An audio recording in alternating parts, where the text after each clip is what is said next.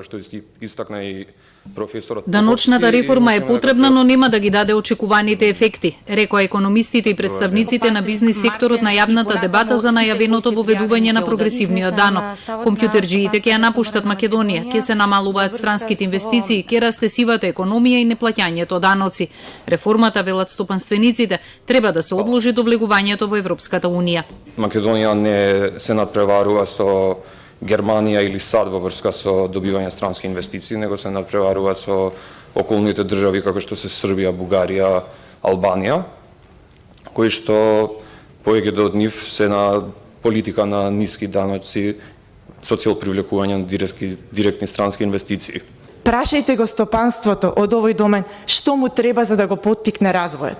Дали овој начин на оданочување ќе го поттикне развојот? Дали ова ќе ги натера да зголемуваат повеќе вработеност? Експертите ја поддржуваат иницијативата да се премине од раме на прогресивен данок, но сугерираат реформата да не сопре тука. Прво очекување што се прави, вели, ќе подобри праведноста и подобрена еднаквост во општеството.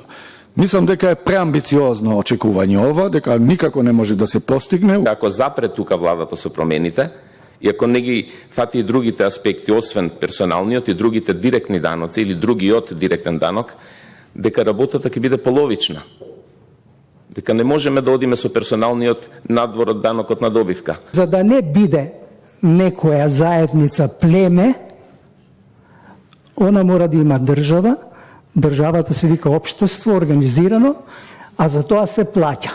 Според тоа, даноците не се товар, тоа треба да запамтиме сите, даноците се инвестиции во цивилизација.